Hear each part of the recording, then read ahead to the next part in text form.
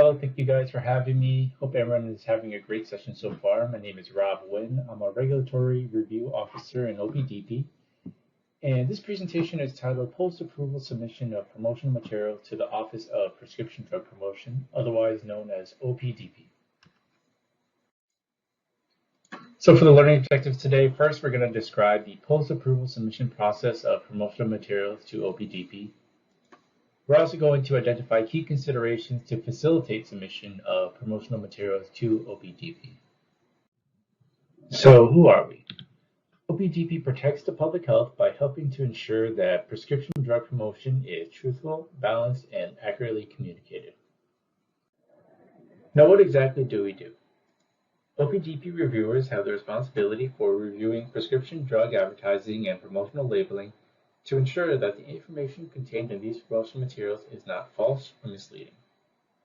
So how do we do this? To perform this responsibility, our tasks include providing written comments to pharmaceutical sponsors on proposed promotional materials to ensure clear and unambiguous communication of the laws and regulations related to prescription drug promotion, reviewing complaints about alleged promotional violations. We initiate compliance actions on promotional materials that are false or misleading. We also travel to major medical meetings and pharmaceutical conventions to monitor promotional exhibits and activities. And we also act as a liaison between OPDP and other divisions within the FDA on promotional issues. For more detailed information regarding OPDP's mission and our organization, please visit our website, which is available at the link below. So I've gone over who we are, what we do, and how we do it. I will now quickly go over what falls within our scope of regulation. So essentially, we regulate prescription drug promotional materials that are made by or on behalf of the drug's manufacturer, packer, or distributor, including promotional materials that are intended for both healthcare professionals as well as patients. Now, these promotional materials can be TV and radio commercials, sales aids, journal ads, patient brochures, entire websites, webinars, emails, etc. Now that we have finished introducing ourselves, I will now move on to drug approval and how it relates to OPDP. So first and foremost to note, 21 CFR 342.81b3 requires the submission of all promotional materials to the FDA at the time of initial dissemination or publication. So for example, if your company has created a brochure that's intended to be used to educate patients on your product, it is required to be sent down to us on this form when it is first used. Now, the same would apply for any other piece of promotional material that you have for the product. You can include more than one promotional piece on a 2253 form, but each promotional piece in the public domain must be linked to a 2253. Now, the promotional piece or pieces to be disseminated should include the form as well as the current PI. Now, there's an additional condition when disseminating pieces for accelerated approval products, but I will go into detail on that later in this presentation. So, post-approval is broken down into launch and non-launch phases.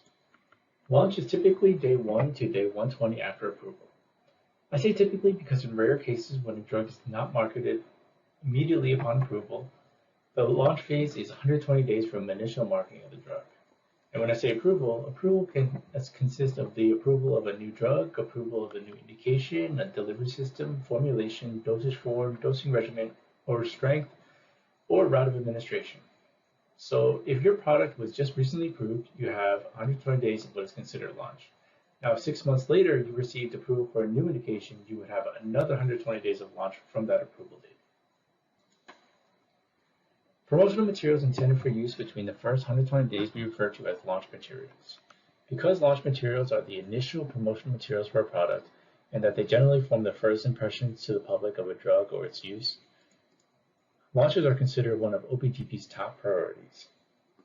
Day 121 and onward would be considered non-launch, and we refer to these promotional materials in this phase as, you guessed it, non-launch materials. To see if you guys have been paying attention, we will now move on to our first challenge question of this presentation. So the question is, promotional materials must be submitted to the FDA at the time of initial dissemination or publication on the following form. Is it A, Form 3792, B, Form 356H, C, Form 2253, or D, Form 3454? I'll give you guys a few seconds to think about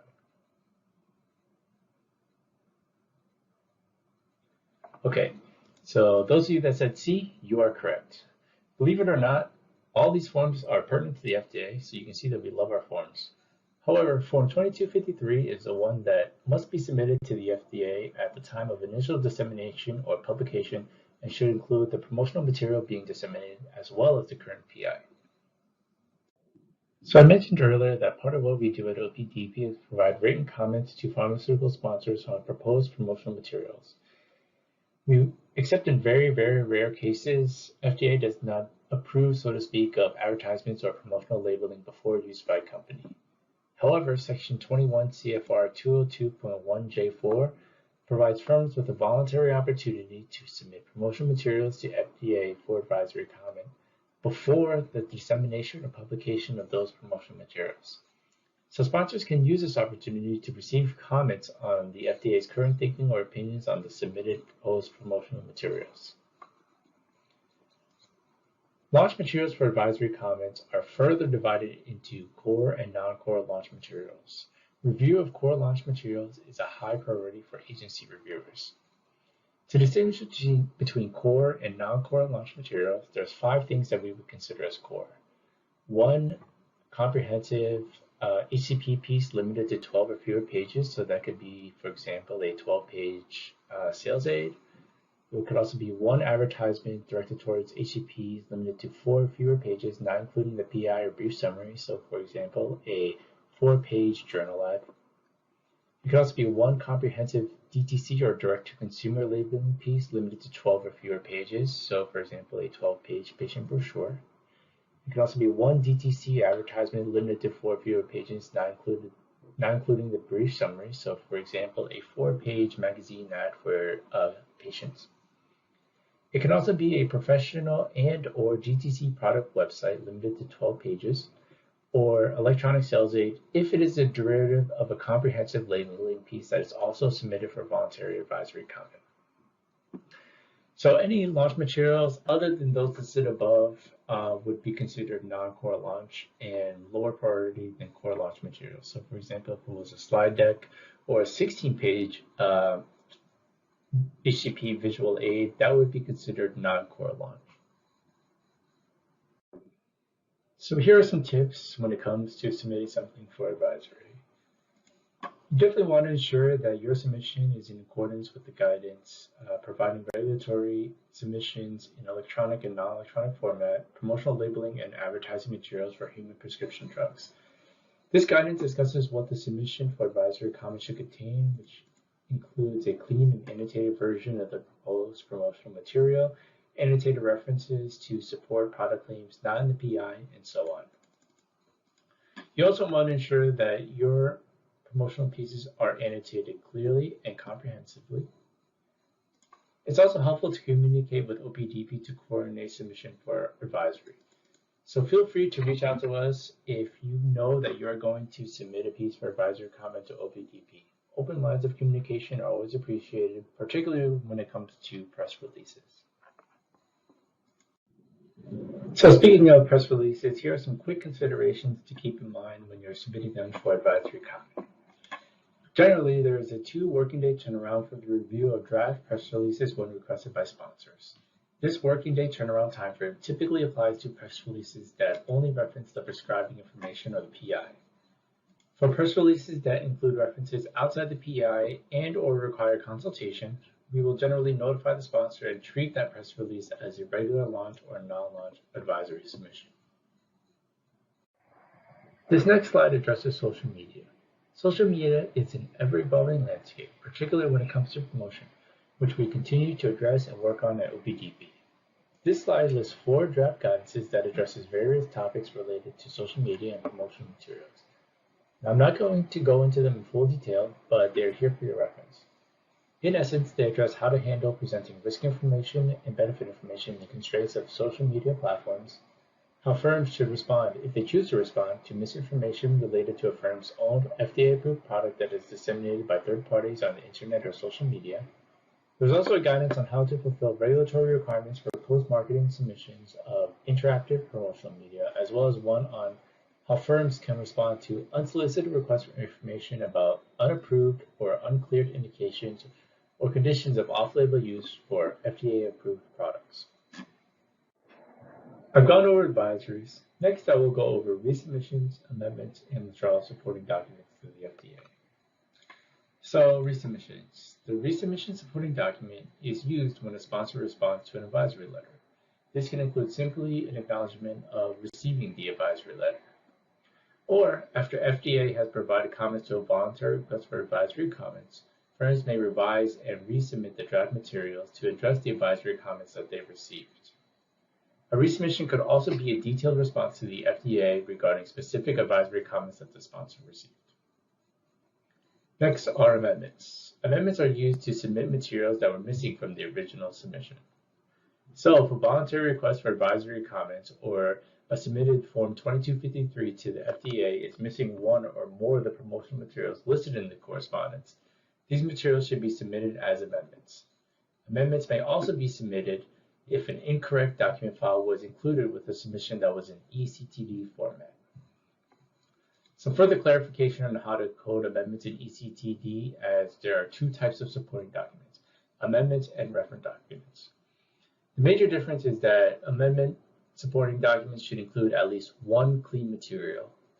So, for example, if you submit a request for advisory comments for a sales aid, and the package only included a clean copy of the PI instead of an annotated copy, which is part of the provisions, you would submit an annotated copy of the PI as a reference document.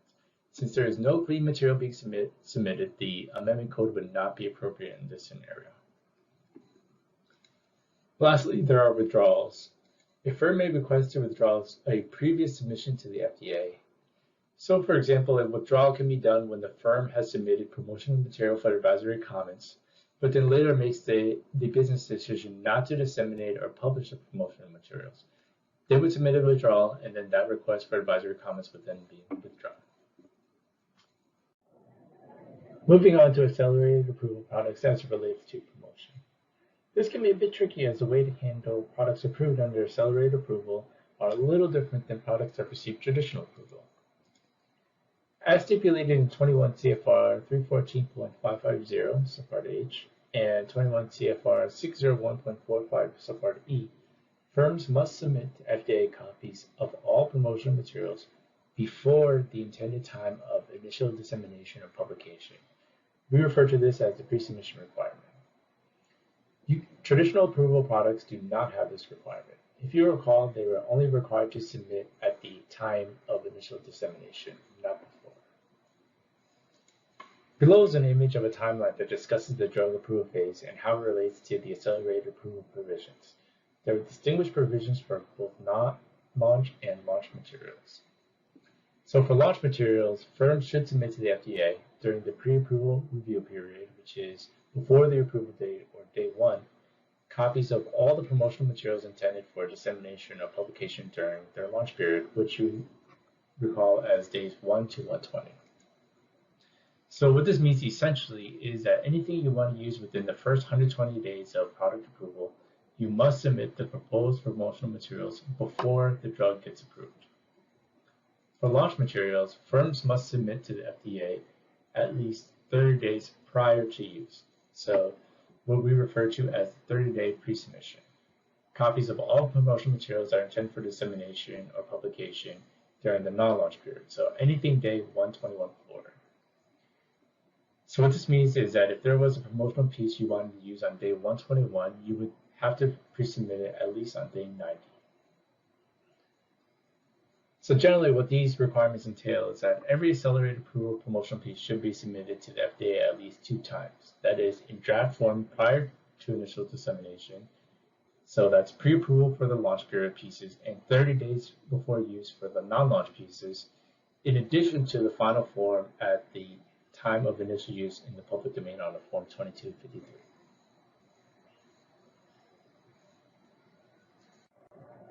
We're now going to go over a couple scenarios that sometimes comes up when it comes to accelerated approval products. So the first scenario, if you have a drug with multiple indications, but only one indication received accelerated approval and you want to promote the product, what do you do? Well, in this case, if the promotional material promotes a drug in the context and the indication regarding accelerated approval, it is subject to the Subpart H or Subpart E provisions addressed in the previous slide.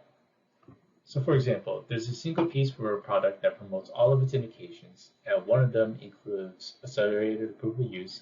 This mixed promotional piece is subject to the accelerated provisions, and they would have to pre-submit. Moving on to scenario 2, say there are changes or updates to promotional materials on previously finalized promotional materials. In this scenario, when the same or similar revisions are implemented across existing or previously finalized promotional materials, firms must still meet the pre-submission requirements for these revised pieces. Therefore, what this means is that if you make any changes to your promotional material that are out in the public domain, they need to be pre-submitted again before disseminating them in final form.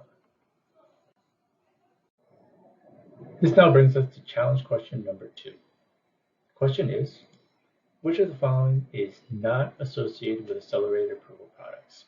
Is it A, applies to products as defined in 21 CFR Part 314 Subpart H or 21 CFR Part 601 Subpart E? Is it B, only core launch materials should be submitted prior to product approval? Is it C, non-launch materials should be submitted at least 30 days prior to use? Or is it D, promotional materials should be submitted to the agency in final form at the time of initial use in the public domain? I'll give you guys a few seconds to think about it.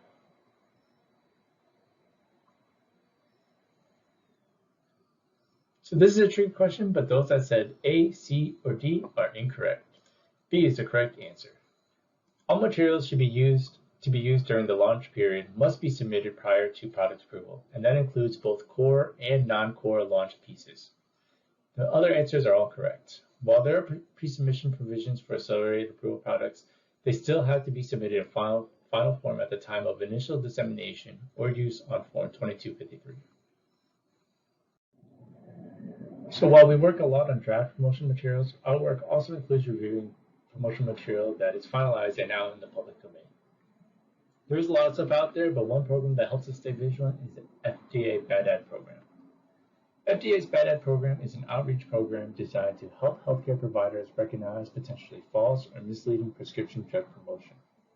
The program's goal is to raise awareness among healthcare providers, including physicians, physician assistants, nurse practitioners, nurses, pharmacists, pharmacy technicians, and trainees about potentially false or misleading prescription drug promotion, while also providing them with an easy way to report to the agency.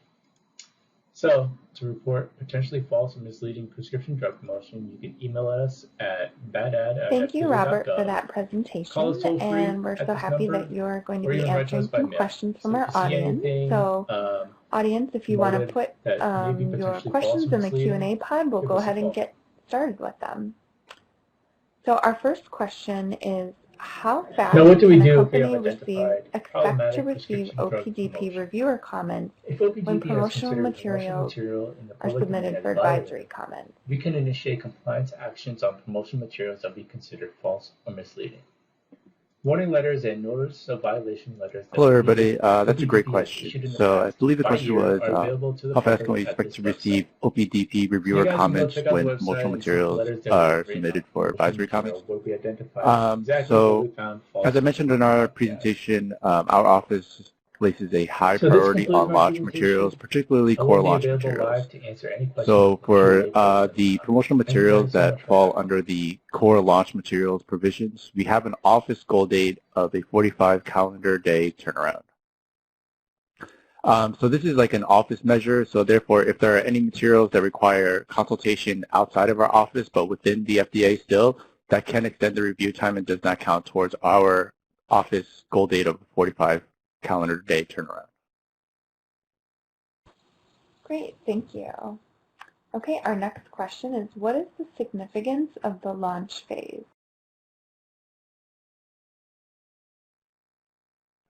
Okay, so the significance of the launch phase, it's important because it's the first 120 days of initial marketing of the drug. Since these first 120 days, they generally form the first impression that the drug makes to the public. It's one of the office's priorities. Okay, great. And our next question is, during COVID-19, the document mail center is closed. How do we submit promo materials in the meantime?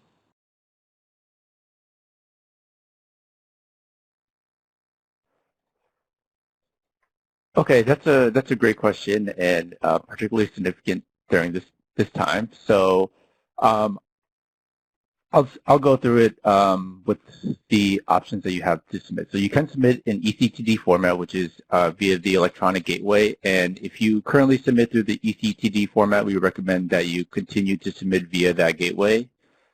And if you don't submit through ECTD format and you have the capability to prepare and submit paper submissions, you should continue to do so. The OPDP document room is actually staffed and operating, and we continue to receive paper submissions at this time.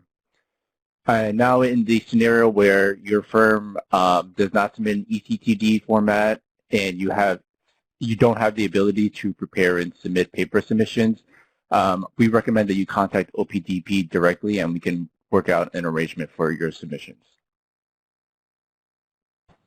Okay, great. And another question, is there a maximum number of pieces that can be submitted for pre-clearance before or after drug approval for accelerated approval products?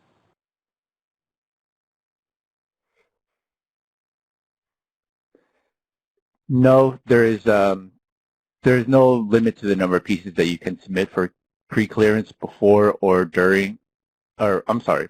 after drug approval. You just want to make sure that anything that you want to use during the launch phase is pre-submitted before the drug gets approved. And for non-launch pieces, they get submitted at least 30 days before you want to use them. And again, this applies only for accelerated approval products. Okay, great. And I believe we're getting some questions about the slides. So if you click on the orange button, you can go ahead and download Robert's slides and renew slides for reference.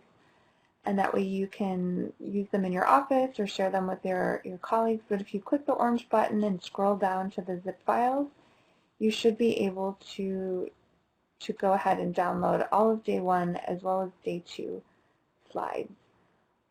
And please go ahead and put your questions in the chat pod. And with that, let's see what we have for another question. Okay, it looks like when a company plans for an internal communication through email, video about an approval of a new product and its launch, should we submit these internal communications to FDA using Form 2253?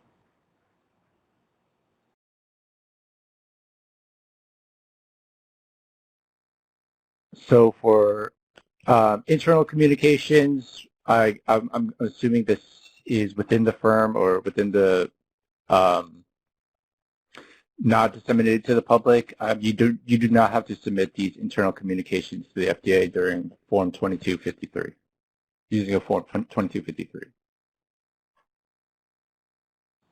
Okay, great. And another question, is ECTD mandatory for OPDP submissions or is paper format still acceptable?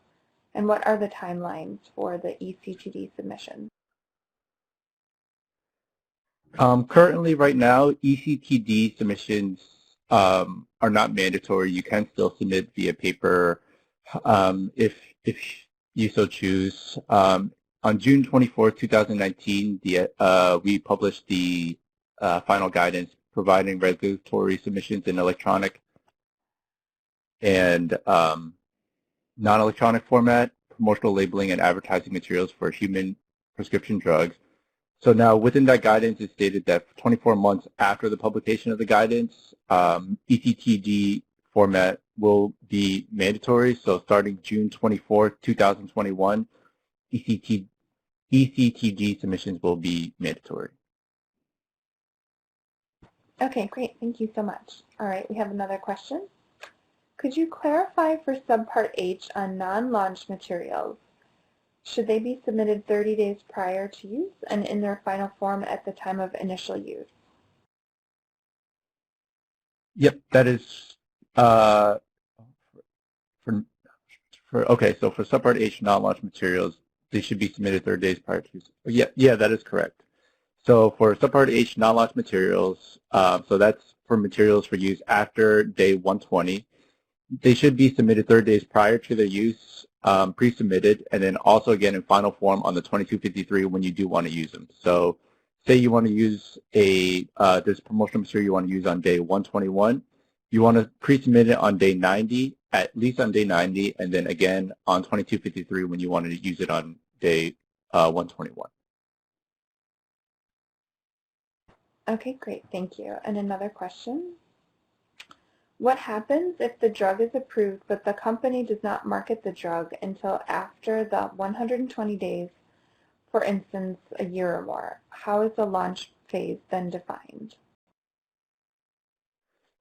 That's a great question. So the launch phase is defined as the initial marketing of the drug. So say you do get your drug approved and you don't begin to market it until much later. The launch phase would be when you initially market the drug.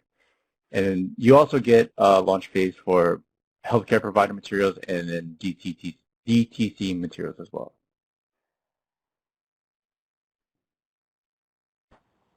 Okay, great, thank you. And let's see if we have a few more questions that we have time for. It looks like our next question is that the ads we see on the TV, how are those submitted for FDA review? Are they as shown, or is that just a narration that you review? You could submit it as shown. However, typically I would say that we typically see these. If you want us to review for advisory comments, we typically see them when they're in draft. So that's typically in storyboard mode, as they typically are not finalized yet, because we understand that TV ads can take our costs are costly. So typically we see them in storyboard form for our review for advisory comments. However, when you submit them for 2253, they should be in final form.